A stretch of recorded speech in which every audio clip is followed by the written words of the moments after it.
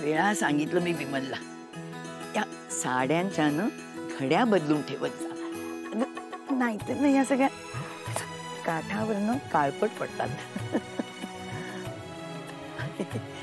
ही बघितलीस, सिल्क बघितलंस? यांना ना खूप हौस होती, म्हणजे कामाच्या निमित्ताने कुठे गेले ना तरी तिकडची खास एक साडी तरी माझ्यासाठी आणायचीच. हो, मला माहितीये ना, बाबांचा स्वभाव असाच होता. पण बाबांचा एकही गुण तुमच्या मुलामध्ये आला नाही. म्हणजे आमचे हे सुद्धा बाहेरगावी जायचे कामानिमित्त, पण मला आठवत नाही माझ्यासाठी त्यांनी एक सुद्धा साडी कधी आणलेली. मस्त एकेकाच्या नशिबात ते सुख म्हणा. अगं ठीक आहे ग, पण वापर ना तू ह्याच्यातल्या साड्या. मी का नाही म्हटले का मल्लिका? ह्या साड्या थँक्स आई, पण ह्या साड्या ना जरा ओल्ड फॅशन्ड आहेत. अशा साड्या शोधून सुद्धा मिळणार नाहीत आता. आता आता हीच बघ, हीच बघ ना पैठणी.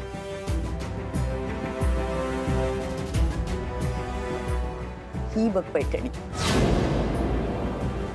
म्हणजे सोन्याची जर ह्याला, म्हणजे आता तू घ्यायला गेलीस ना तर भरमसाठ किंमत द्यायला लागेल हिची. नाही म्हणजे तू देशील ग, पण अशी साडी मिळणार नाही. आजकाल ना म्हणे अशा साड्यांना पॉलिश करून मिळतं. विमलला सांगते मी पॉलिश करून आणायला. आत्ताच म्हटलं ना की मी काय या साड्या नेसणार नाही. आणि अधिराचं तुम्हाला माहितीये, ती तर साड्या नेसतच नाही. मग आता समरची बायको येईल ना, तिला नाही. कोण? समरची बायको? हो, ही पैठणी ना मी समरच्या बायकोसाठी ठेवली. तुला आठवतं मल्लिका, तुझ्या लग्नामध्ये तुला एक भरजरी पैठणी दिली होती, तशी ही समरच्या बायकोसाठी. या जन्मात येणार आहे का तुम्हाला नाचून? समर करणार आहे का लग्न? नाही म्हणजे मला तरी वाटत नाही या समर लग्न करेल. होती नव्हती त्या आशा पण आता सुटली. करेल करेल, होईल त्याचं लग्न. आई पण समरची इच्छाच नाहीये लग्न करायची, मग कसं होईल त्याचं लग्न?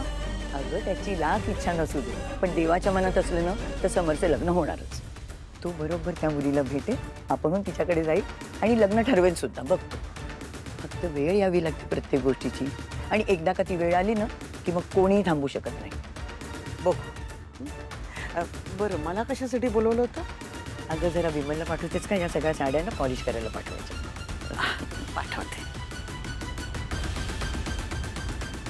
आपण ना असा एक फोटो काढूया आपल्या ना लोगोच्या खाली, म्हणजे सरांना आहे ना हनीमून पॅकेज साठी हा फोटो देता येईल. जरा ब्रेक घेशील का? एवढी काय लाजतेस? तुम्हाला सांगते, इतकी वर्ष ना लग्नच ठरत नव्हतं हिचं. दुसऱ्यांना हनीमून पॅकेज दाखवून दाखवून बाई तू कधी जाणार हनीमूनला हे विचारून विचारून थकलो होतो आम्ही. शेवटी ते डिपार्टमेंट माझ्याकडे आलं हनीमून पॅकेजचं. दोघातली तुटेना